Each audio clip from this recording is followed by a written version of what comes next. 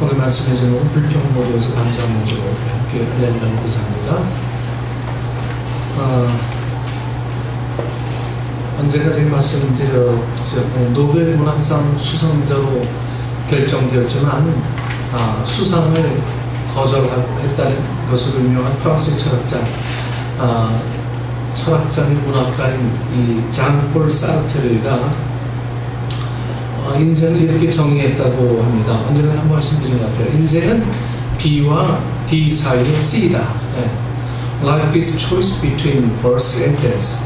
B는 birth를 말하고 D는 death, 죽음을 말합니다. 그리고 C는 choice, 선택이죠. 여러분, 우리 인생은 태어나서 죽을 때까지 끊임없이 선택하며 살아갈 수밖에 없는 그러한 존재라고 하는 거예요. 여러분, 의미 있는 말이기도 하고 좀 공감되는 말이기도 합니다. 우리는 무언가를 끊임없이 선택해야 합니다. 무언가를 끊임없이. 때로는 우리의 환경을 선택해야 하고, 때로는 우리의 진로를 선택해야 합니다. 때로는 누구를 만날 것인가를 우리가 선택해야 하고, 무엇을 먹을 것인가도 선택해야 합니다. 그리고 그 선택한 결과는 우리 스스로가 책임져야 돼요. 책임. 그 선택의 결과가 바로 오늘의 나이고요. 오늘의 선택의 결과가 내일의 나를 만들어갈 것이기 때문입니다. 그러나 이 외적인 환경에서 나를 만들어가기 위해서 여러분, 무언가를 선택하는 것도 중요하지만 더 중요한 선택은 여러분, 이 마음의 선택이에요. 마음의 선택. 기쁨을 선택할 것이냐, 아니면 슬픔을 선택할 것이냐. 여러분들, 기쁨과 슬픔이 내 선택에 달려있다. 여러분이 이런 생각을 여러분 해보신 적이 있으신지 모르겠어요. 여러분, 기쁨과 선택은요, 주변에서 오는 이유들이죠. 하지만 우리가 그걸 충분히 선택할 수 있다라고 하는 거예요.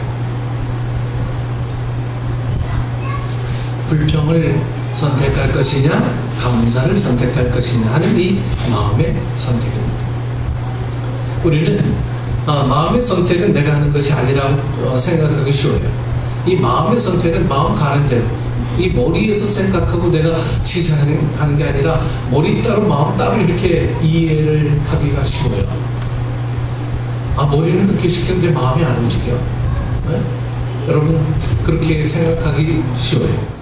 내 마음이 느끼는 대로 하는 것이지 선택하는 것이 아니라고 생각하죠. 여러분, 그러나 그렇지가 않습니다. 우리 마음도 여러분 우리의 선택입니다. 마음도요. 지금까지 내가 어떤 것을 주로 선택해 왔느냐에 따라서 여러분, 내 마음이 그런 방향으로 선택되어 있습니다. 예를 들어 봅니다. 이 현대인의 감기라고 불리는 우울증에 걸린 사람들은요, 모든 것을 다 부정적으로 생각하고 부정적으로 다 느낍니다. 그것을 부정인지 도식 이렇게 말하죠. 우리에게 일어난 일들은 대부분 여러분 어두운 부분이 있는가 하면 동시에 밝은 부분도 있어요. 항상 좋은 면만 있는 것도 아니고요, 항상 나쁜 면만 있는 것도 아닙니다. 좋은 면과 나쁜 면이 여러분 항상 같이 있어요. 이 동전의 양면과 같이 늘 우리 마음속에는 그런 것들이 늘 존재해 있습니다. 그런데 우울증에 걸려서 부정인지도식이 사고 속에 자리 잡게 되면 항상 부정적인 면이나 나쁜 면만 늘 보게 된다고 해요. 어떤 사람이 나에게 오늘 참 옷 예쁘게 입으셨네요 라고 이렇게 말했다고 합시다. 저는 우리 교인들에게 참 그렇게 얘기해 주고 싶어요. 참 이쁘게 입으셨네. 그러면 대부분의 사람들은 웃으면서 아주 칭찬해줘서 고맙습니다. 이렇게 하면서 밝은 얼굴로 그렇게 대꾸하죠. 그렇게 얘기합니다. 비록 내가 옷을 뛰어나게 잘 입은 것은 아닐지라도 칭찬해준 사람의 그 마음이 고마워서 여러분 그렇게 대꾸하지 않습니까? 그런데 이 부정인지도식의 사고를 가진 사람은 옷 예쁘게 입었다고 칭찬한 그 말을 아주 부정적으로 받아들여요. 네. 옷이 예쁘지 않다고 비꼬는 거야? 그렇게 생각한다고 합니다. 네. 오늘 옷 예쁘게 입었다면 다른 때는 내가 정말 엉터리로 막 입고 다닌다는 말이야? 이렇게 받아들여요. 우울증의 시초는요, 바로 이 부정인지 도식이 내 머릿속에 이렇게 자리 잡아서 오늘 이쁘다고 하는 말들이 과거에는 나에게는 도대체 뭐냐? 이런 말로 들려지게 된다라고 하는 거죠. 여러분, 누군가가 칭찬해 줄 때 그 말이 좀 안이 꼽게 하는 말처럼 들린다면 내가 우울증 걸린 것은 아닌가 한번 좀 생각해 봐야 합니다. 네. 예쁘다고 칭찬해 줄 때 꼭 나를 놀리는 것 같거나 그 칭찬의 말이 내 기분을 좀 상하게 만든다면 여러분 두 가지 중에 하나일 거예요. 우울증 초기 증상이거나 심보가 아주 고약한 사람이거나 네. 둘 중에 하나예요. 네. 여러분 이 영어의 모드라는 말은 어떤 양식을 말하는 영어 단어죠. 네. 지속적인 상태를 말합니다. 불평 모드라는 말은 매사에 불평이 입에 달린 상태를 말합니다. 불평을 선택해서 불평을 즐기는 상태예요. 네. 불평을 선택해서 불평을 즐기는 상태. 여러분 출국한 이스라엘 백성들이 광야에서 40년 동안 그들은 계속해서 불평 속에서 살아왔습니다. 40년 동안. 한마디로 말하면 광야 생활하는 이스라엘 백성들의 마음은 뭡니까? 불평 모드였어요. 오늘의 이야기는 이 불평 모드로 살아온 이스라엘 백성들의 전형적인 이 예를 보여주고 있습니다. 이스라엘 백성들이 출애굽한 지 1년이 조금 넘었을 때입니다. 그들은 지난 1년 넘는 시간 동안 여러분 하나님의 인도하심을 따라서 아무 부족함 없이 이 광야 생활을 즐기고 있었어요. 네. 여러분 저 광야 생활을 즐긴다는 말들이 처음에는 좀 어색해서 뺄까 했는데 이 말이 맞는 것 같아요. 광야 생활을 즐기고 있었어요. 그들은 노력하지 않아도 먹을 수 있었어요. 그들은 밤에 추위를 걱정했지만 결국 춥지 않았습니다. 그들은 낮에 더울 걸 걱정했지만 결국 덥지 않았어요. 여러분 사막에 가보시면요 그늘 아래만 있어도 아주 시원해요. 습도가 없기 때문에. 그래서 그늘만 생기면 그들은 살 수 있는 요건들이 얼마나 많이 있거든요. 또 먹을 거 있고요. 밤에 또 춥지도 않고. 전 즐겼다라는 게 표현하고 싶습니다. 네. 광야는 먹을 것도 거의 없고 마실 물도 거의 없는 거죠. 없는 것. 네. 그것이 광야입니다. 그러나 하나님께서 여러분 먹을 것이 필요할 때는 분명하게 먹을 것을 다 준비해 주셔서 공급해 주셨습니다. 그리고 마실 물이 필요할 때는 마실 물을 제공해 주셨습니다. 그런데 1년이 지나면서 그들의 마음에 이제 불평이 좀 끓어오르기 시작합니다.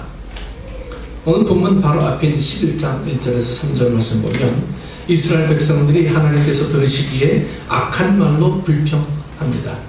무엇으로 인해 불평하고 원망했는지 성경은 정확하게 말씀하고 있지는 않지만 우리는 그 정황을 통해서 여러분 그들의 불평을 읽을 수 있어요. 광야 생활한 지 1년쯤 지나고 그동안 머물러 있었던 시내 광야에서 떠나서 이제부터 본격적인 광야 행진을 해야 합니다. 10장 33절에서 34절에서 이렇게 말씀합니다. 그들이 여호와의 산에서 떠나 3일 길을 갔다고 말합니다. 네.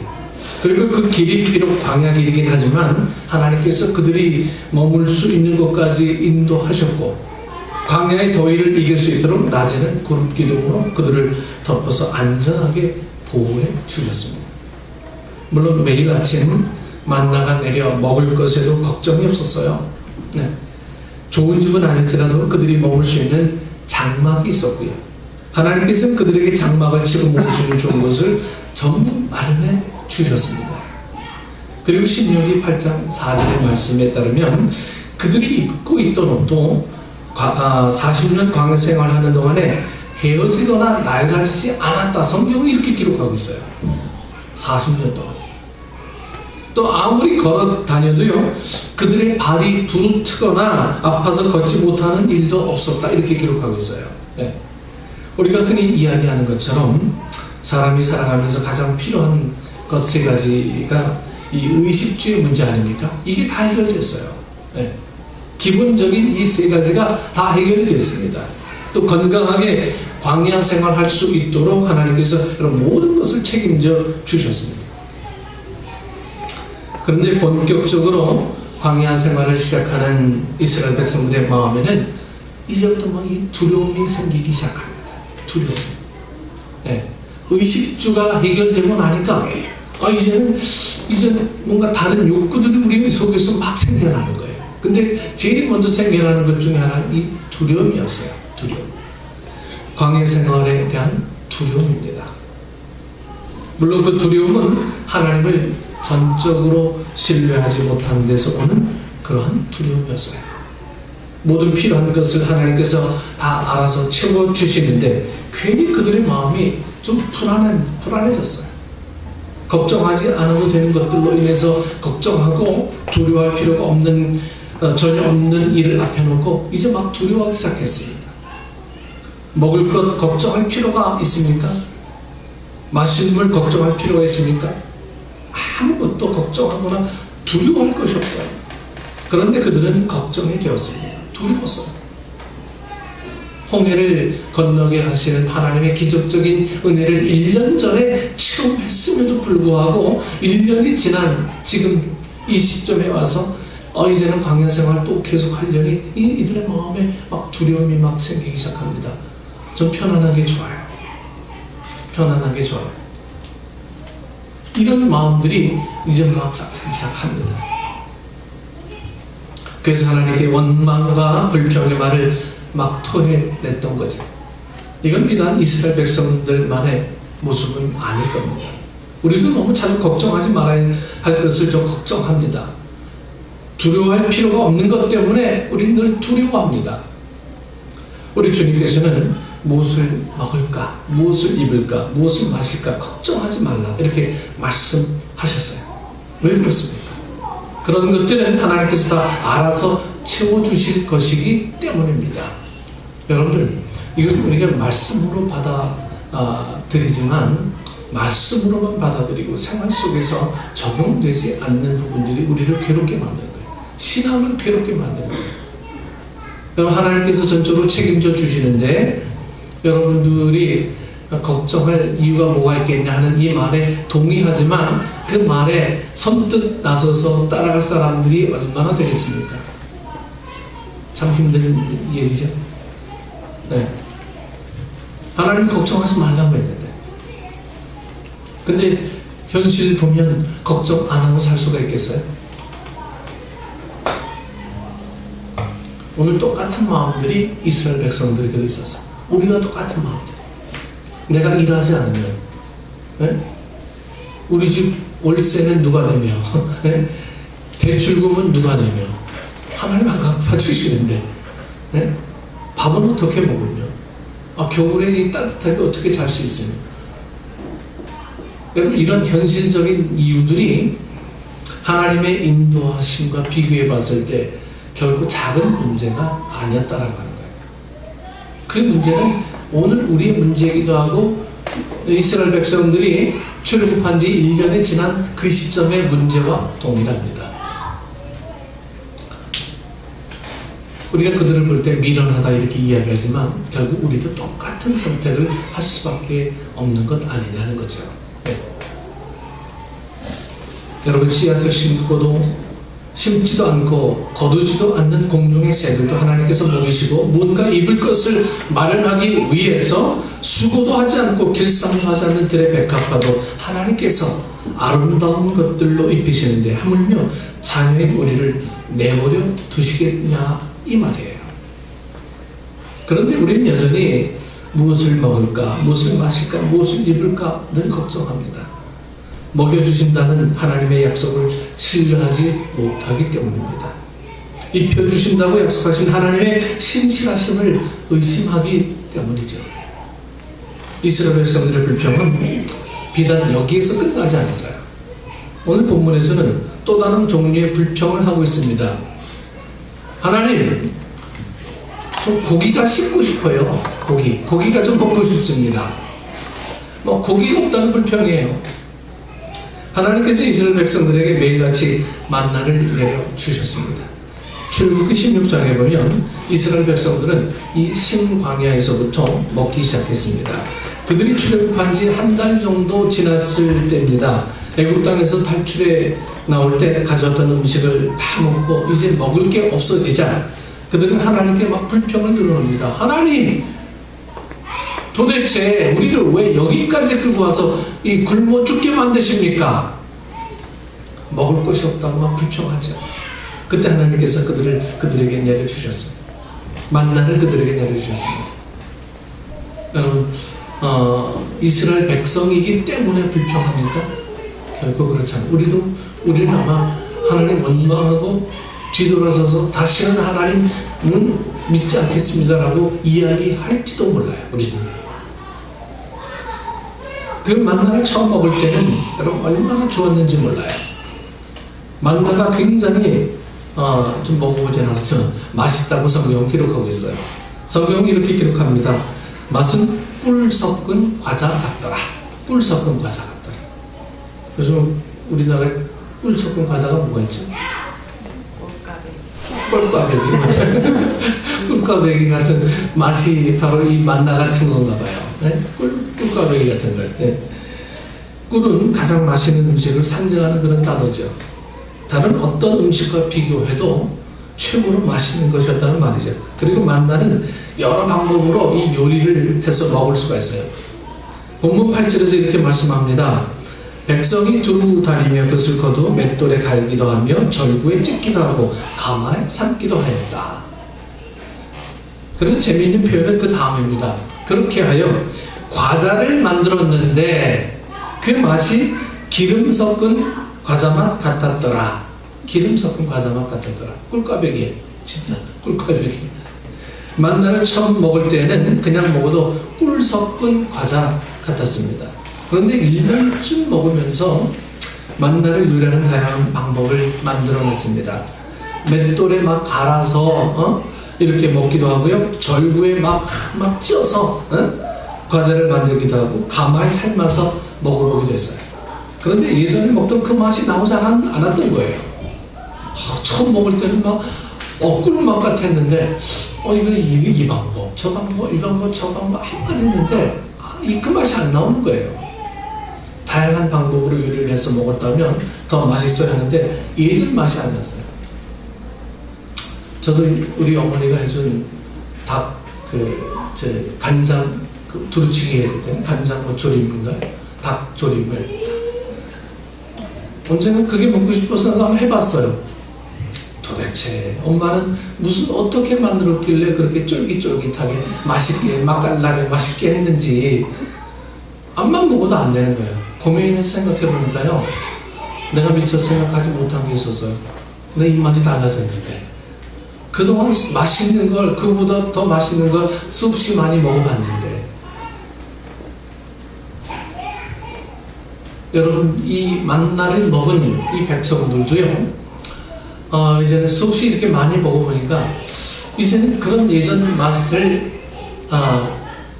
느낄 수가 없었어요. 마비가 된 거예요. 이제 여러분, 하나님께서 여러분 능력이 좀 적어서 처음 주신 만나보다 1년 후에 주신 만나가 더 맛이 없는 것이었기 때문입니까? 만나는 똑같아. 만나는 똑같아. 1년 전에 처음 주셨던 만나나 1년이 지난 후에 주신 만나는 똑같은 만나이고요. 똑같은 맛을 내는 만나입니다. 우리 김고사님 포항에서 식당 하실 때 식당 이름이 만나 식당이었어요. 네. 그때 저도 가끔 가서 이렇게 먹기도 하고 했었는데 정말 맛있었어요. 여러분, 이 만나가요, 1년 전에 만나랑 1년 후에 만나랑 똑같습니까? 똑같지요. 당연히. 근데 달라진 게 뭡니까? 우리의 입맛이 달라진 거예요. 그럼 문제는 뭡니까? 사람들의 입맛이 변한 거예요. 처음에는 그렇게도 맛있게 먹었던 것이 1년 정도 지나고 나니까 그 맛을 못 느끼는 거예요. 그래서 다른 맛이 자꾸만 막 생겨납니다. 생각나고요. 고기가 먹고 싶어졌고, 5절에서 말씀한 것처럼 생선과 오이와 참외와 부추와 파와 마늘이 막 먹고 싶어졌어요. 이 백성들이요. 네. 여러분 어떻게 생각하십니까? 1년 동안 만나를 먹던 이스라엘 백성들이 고기가 먹고 싶어졌고 생선과 오이와 참외와 부추 등 다른 것들이 먹고 싶어졌다는 것이 당연한 욕구라고 생각하십니까? 아니면 잘못된 욕구라고 생각하십니까? 오늘 우리에게 1년 동안 매일같이 꿀꽈배기만 먹고 살아라. 네? 1년 동안. 이거 여러분 하루만 먹어도 질릴 거예요. 질릴 거야. 하루만 먹어도요. 다른 음식을 먹고 싶어질 겁니다. 꿀꽈배기를 이거만 먹으니까 안 되겠다. 꿀꽈배기를 삶아서 한번 먹어보자. 이것도 한 달간 먹어보니 질려. 이거를 좀 어떻게 쪄서 먹어볼까? 꿀꽈배기를 또 쪄서 먹어보니까 이거는 이것도 한 달에 먹어보니 안 돼. 또 이걸 또 절구에 쪄가지고 또 다른 거 섞어서 한번 먹어볼까? 그것도 한 달 먹으니까 도무지 안 땡겨. 한 달이 뭡니까? 다른 음식을 먹고 싶어질 거예요. 그렇죠? 특히 한국 사람들은 더 그래요. 외국 나가면 고추장 뗄 수가 없어. 김 뗄 수가 없어. 네. 입에 인이 박혔나봐. 된장. 저는 한번 얘기했죠. 우리 장모님 한번 우리 아파트 건물에서 청국장 삶다가 난리난 일이야. 근데 난리난 일도 아닌데 인도 사람들은 카레 냄새에 온 집에 붙어서 떨어지지도 않거든요. 그 냄새는 아무 반응도 하지 않는데 유독 이 청국장 냄새만 반응한다는 거. 자, 그래요. 그러기에 만나 외에 다른 것을 먹고 싶다고 불평하는 이스라엘 백성들의 불평이 당연한 것처럼 생각될 수가 있어요. 당연한 것처럼. 그러나 우리는 말씀을 좀 더 깊이 봐야 합니다. 여러분, 당연한 걸 당연하게 받아들이면 이 말씀이 왜 있겠습니까? 우리는 좀 더 깊이 봐야 됩니다. 그들이 불평하게 된 이유가 있어요. 단순히 만나만 먹었다는 것 때문에, 다른 음식을 먹고 싶다는 것 때문에 그들의 마음의 불평이 생겨난 것이 아니라고 하는 거예요. 본문 4절에 이렇게 말씀을 시작합니다. 그들 중에 섞여 사는 다른 인종들이 탐욕을 품음에. 이스라엘 백성 중에 사는 다른 인종들은 출애굽할 때 이스라엘 백성들을 따라왔던 다른 민족을 말하죠. 출애굽기 12장 38절에 보면 출애굽할 때 수많은 잡족 이렇게 써 있어요. 수많은 잡족. 네. 수많은 잡족이 이스라엘 백성을 따라 애굽에서 탈출해 나와서요. 그들은 광야 생활하는 동안에 이스라엘 백성들 중에 섞여 함께 생활했습니다. 그들은 하나님께서 약속하신 젖과 꿀이 흐르는 땅에 대한 관심이 없는 사람들이에요. 그들은 단순히 현실적인 만족만을 추구할 뿐입니다. 현실적인 만족이 뭡니까? 오늘 내가 죽지 않고 연명하는 것, 살아가는 것, 내 종족을 퍼뜨리는 것, 이거 외에는 관심 없는 사람들. 그런 사람들이 1년 동안 만나만 먹었으니 그럼 당연히 불평이 나올 수밖에 없어요. 성경은 그들의 그런 불평이 탐욕에서 비롯되었다고 말씀합니다. 탐욕이란 말은요, 지금 내게 절실히 필요한 것을 원하는 것이 아니라 분수에 넘치는 것을 취하고 싶은 이 욕망을 말합니다. 네. 우리나라에서는 보통 쇼핑하는 사람들, 인터넷 쇼핑하는 사람들이 뭐라고 부르는지 아세요? 지름신이 내렸다고 그러지. 지름신 내려가지고 막 그냥 눈이 휘둥그레져 저거 안 사면 죽을 것 같아. 그래서 사놓고 후회하는 사람들, 나 지름신 내린 사람.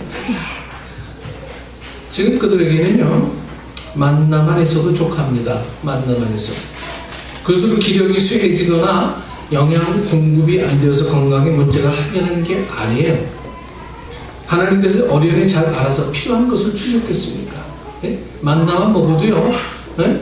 이게 멀티바이라민처럼 다 이게 흡수되어지는 영양분을 만나 속에 다 제공해 주셨는데, 그것만 먹어도 충분하게 다른 것을 다 섭취할 수 있는 것처럼 동일한 능력을 갖고 있는데, 그 중에 잡족들이 섞여서 그들은 이 가나안 땅에 대한 소망이 없는 사람들, 늘 오늘 내가 먹고 마시고 즐기는 일에 만족하는 사람들이 섞여 있었기 때문에 그들을 통한 불평들이 확산이 돼서 이스라엘 전체 백성들의 불평으로 이게 연계가 되었다는 거죠.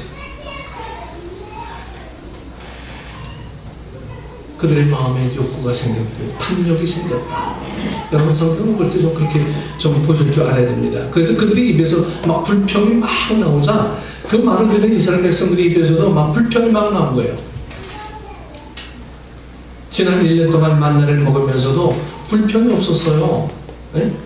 만나를 먹는 것으로 만족했기 때문입니다.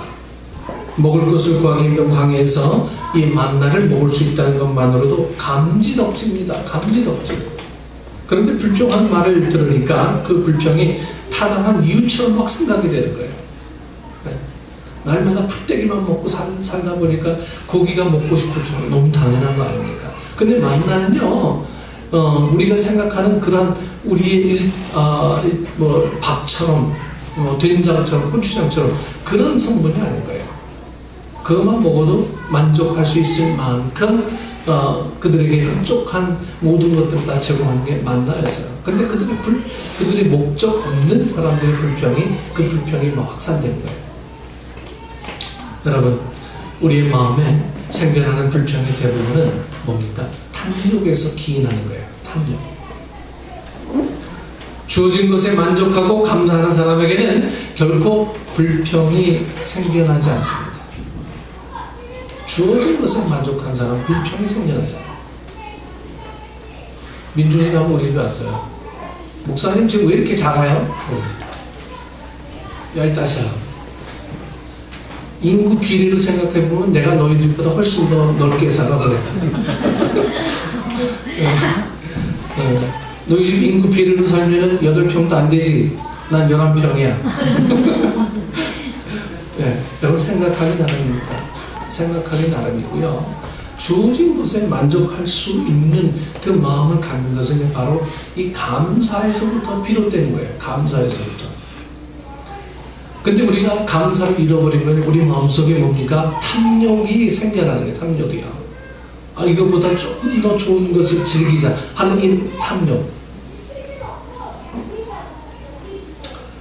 그러나 내가 필요한 것보다 더 많은 것을 소유하려 하고요. 더 많은 것을 누려야 한다고 생각하기 때문에 불평이 생겨나는 것입니다.